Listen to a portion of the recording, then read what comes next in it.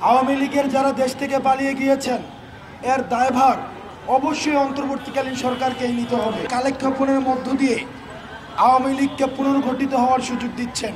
আমরা দেখলাম আওয়ামী লীগের যারা প্রধান ভূমিকায় ছিল তাদেরকে এই সরকার গ্রেফতার তো দূরে থাক, ক্ষেত্র বিশেষে তাদেরকে নিরাপদে দেশ থেকে বের হয়ে যাওয়ার সুযোগ করে দিয়েছে।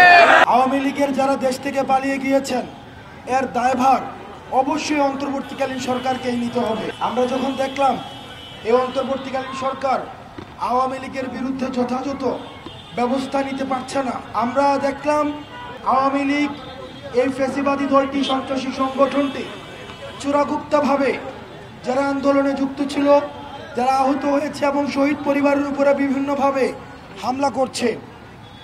আমরা আরও দেখতে পেলাম এই ফ্যাসিবাদী সরকার, আওয়ামী লীগ সরকারের রাষ্ট্রপতিকে সরকার নিজস্ব পৃষ্ঠপোষকতায় দেশ থেকে পালিয়ে যেতে সহায়তা করেছে। সেটির ধারাবাহিকতায় আমরা কিন্তু ঘরে বসে থাকতে পারিনি। আমরা আপনাদের আস্থায়,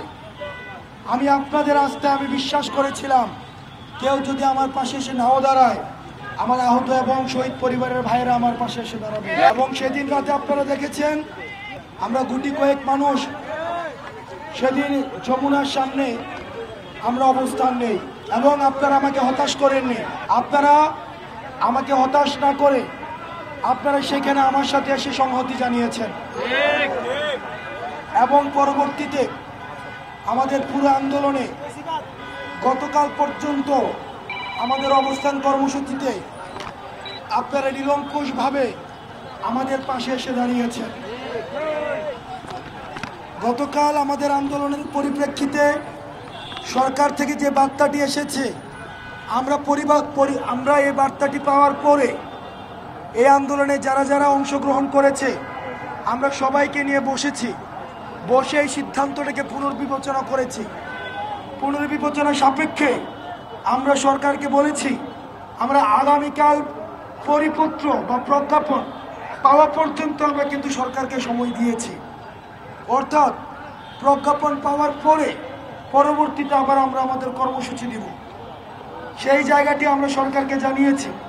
একই সাথে আমরা সরকারকে জানিয়েছি আওয়ামী লীগের কার্যক্রম নিষিদ্ধ করে এই যে ট্রাইব্যুনালের মধ্য দিয়ে বিচার কার্যক্রমের মাধ্যমে নিষিদ্ধ করার যে বিষয়টি, সেটিকে আমরা কিন্তু ইতিবাচকভাবে দেখছি। এই বিষয়টি কিন্তু আমরা জানিয়েছি, কারণ ট্রাইব্যুনালে যখন আওয়ামী লীগের বিচার শুরু হবে, একটা খুনি এবং একটা ফ্যাসিস্ট সংগঠন হিসেবে বিচার কার্যে প্রমাণিত হওয়ার জন্য যা উপকরণ প্রয়োজন, আওয়ামী লীগ যদি একটা বিচার যদি দল হিসেবে আওয়ামী লীগের বিরুদ্ধে যায়, তাহলেও কিন্তু দল হিসেবে স্থায়ীভাবে নিষিদ্ধ হয়ে যাবে। আওয়ামী লীগ যেসব অপকর্ম করেছে আমরা বিশ্বাস করি আইসিটি ট্রাইব্যুনালের মধ্য দিয়ে স্থায়ীভাবে দল হিসেবে নিষিদ্ধ হবে। আমরা পরবর্তীতে আপনাদের যে পরবর্তীতে যাবি যে জুলাই ঘোষণাপত্র, এতদিন পর্যন্ত কিন্তু সরকার জুলাই ঘোষণাপত্র নিয়ে কিন্তু নির্দিষ্ট কোনো সময় সীমা কখনো দেয় নাই।